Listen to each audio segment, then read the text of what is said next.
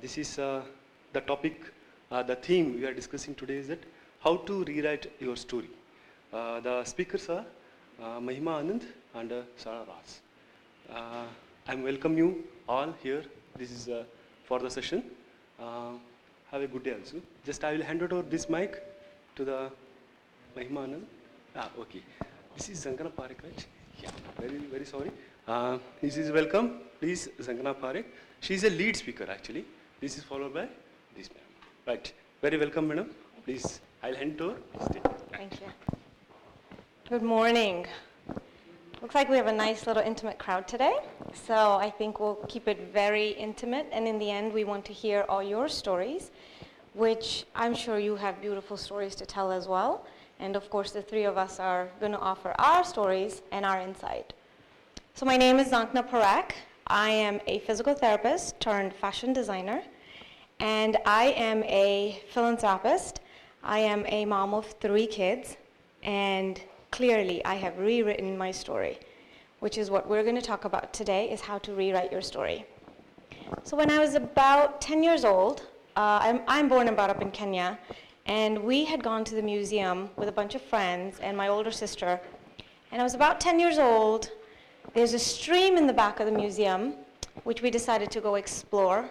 And sure enough, I fell in, had no idea how to swim, got carried away with the current, and was deep under the water for about 2 to 3 minutes, thinking to myself, oh, this is it. I'm dying, and I'm not going to see my next birthday. And have no idea what happened afterwards, but clearly I lived. And then when I was about 13 years old, we had gone on a family picnic to one of the biggest falls in Kenya. It's called 14 Falls. And I, the daredevil that I was, had to go explore with the older boy cousins in the family. And as we were jumping from one rock to another, sure enough, I fell in again. And I got to almost with the bottom of the falls where I almost fell in. And a gentleman jumped in and grabbed me and saved my life. At this point, I decided I needed to learn how to rewrite my story. And I also needed to take swim lessons, clearly. I never did the latter. So by 14, I was speaking 5 languages and had traveled more of the world than the average person had. At 16, I graduated high school and told my parents I wanted to come to America for further studies. My dad initially was completely against the idea. We had no family in America, and how would he send his daughter to a foreign country? This is the time before computers and cell phones and media to talk to your parents and keep in touch, but I knew I wanted to do it. My parents had no idea how I would go about it. I applied for my TOEFL exams, my SAT exams, had a friend take me, bum a ride to my SAT exams, because my parents really didn't know what it entailed to come to America. I had to figure it all out on my own. Gladly got accepted and started my journey at University of Central Florida in Orlando. However, when I applied and got accepted, that's all we thought was required. When I got to the US, got to the dorms, they said, we don't have a place for you in the dorms. And I said to the lady, I have just traveled from Africa, have no family here. You won't tell me you don't have a place for me in the dorms. And she looked at me square in the eye and said, I'm sorry, we don't have a place for you in the dorms. And the next 3 weeks were probably the hardest of my life. Luckily knew a friend of a friend who then let me stay for a couple of nights, stayed in a hotel for a couple of nights, and then met a girl through the Indian Student Association at UCF and was able to rent the floor of her bedroom, where I think I spent the next 5 months until I finally got my own apartment. So I think the fact that I was just strong enough and resilient enough to rewrite my story, when she said to me that we don't have place for you in the dorms, I took my 2 bags, crossed this highway that really hadn't really seen traffic like that, sat down at McDonald's, and the vegetarian in me never found those fries more amazing before, because that's all I could eat. So, had a phenomenal physical therapy career, because that's what I came here for, loved medicine, had an amazing career, and at the peak of my career was managing 81 clinics. However, I had just gotten married in the interim and knew that when I had my first child, I was going to stay home to raise my child. And so when we had our son, I quit working and stayed home and ended up having 2 kids back to back because I wanted to go back to work sooner than later. And after my second child, he was about 2 years old, got my resume ready, everything was ready for me to go back to work, found out I was pregnant the 3rd time. Had to rewrite my story again. So I stayed home a couple more years, but this time decided I wasn't just going to stay home. I was itching to go back into my career and as determined as I am. And so decided to pursue my first love, which was fashion.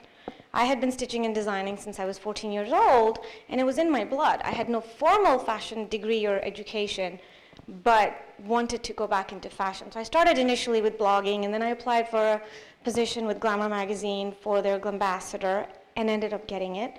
So things just kind of snowballed from there. And another year later, my daughter turned 2 at that point, my 3rd child. I said, you know what? This fire in me, I'm itching. I've always wanted my fashion line, and so it's time to rewrite this story again.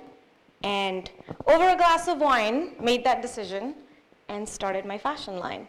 The main reason I started my fashion line is because I felt that there wasn't fashion and clothes out there trendy enough for women at the position in my life, which was I was a mom, I was in very good shape, fitness was always important to me, but things just didn't shrink or go back to where they're supposed to. So I felt there needed to be styles and designs out there for women like myself who still want to be classy, who still wanted to look fashionable and not wear the mom jeans. And so I started my fashion line. It was supposed to be a little side project to keep my mind busy, and within a year took off exponentially. I had national and international recognition within 2 years, received many awards, and was on the cover of multiple magazines. I have no idea how that got that far.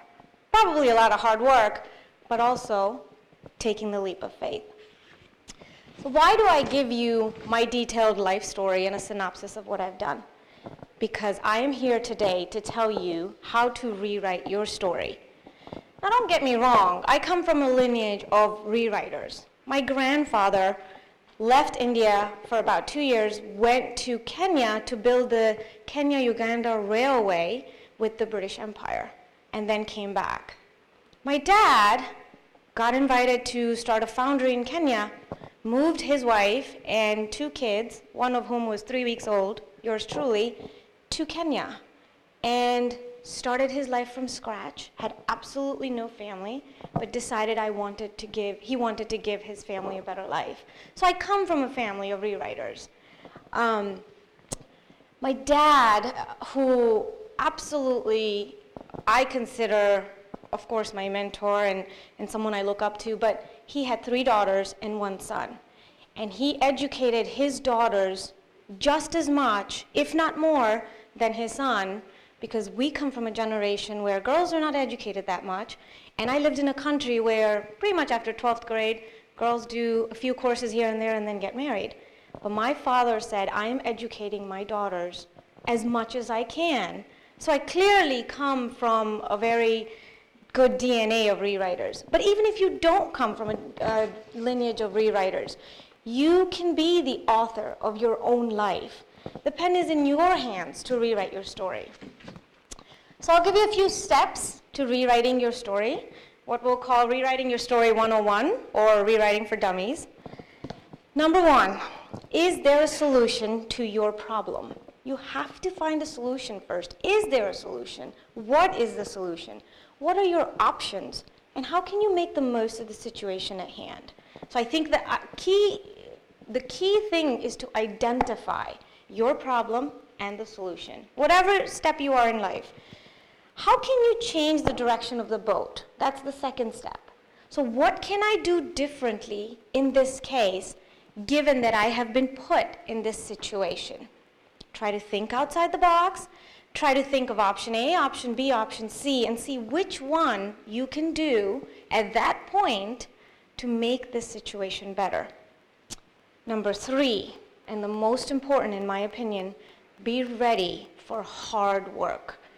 I cannot tell you at whatever juncture in my life, whether it's not having a place to live, being a physical therapist, putting myself through school, having 3 jobs, or even starting my fashion line, I have worked immensely day and night to make whatever step I was be true in life, to make it possible, to make it happen. So be ready for hard, hard work. Number 4, surround yourself with the right people. Positive energy, positive vibes, and the right people will lift you up. The people we surround ourselves with either raise or lower our standards. They either help us become better versions of ourselves or encourage us to become lesser versions of ourselves. Surround yourself with the right people who will guide you in the right direction. They will share their experiences and even introduce you to the right people. And number 5, take the leap of faith. There are so many reasons you shouldn't do it. We have all excuses why you can't do it, why you don't know where to start, why you shouldn't do it, but take the leap of faith. There'll never be a right time. There won't be enough money. That you're not educated enough. Your kids are too young. There's never a right time, but you just have to take the leap of faith. If you have the fire, go for it. And do all your homework. If you're putting in all your best, then absolutely do all your homework, do all the research, and then cross the bridge when you get there. So I'll give you a few examples of people who I have looked up to, and they have rewritten their stories. For instance, did you know that Oprah Winfrey got fired from her first news anchor job in Baltimore at 23 years old? Did you know that Michael Jordan cried in the locker room when he first didn't make the varsity basketball team? Of course, we all know the story of Steve Jobs, but Walt Disney was fired by the newspaper editor since he said he lacked imagination. Steven Spielberg was rejected not once, but twice by the University of California Cinema of Arts. I bet they're kicking themselves now.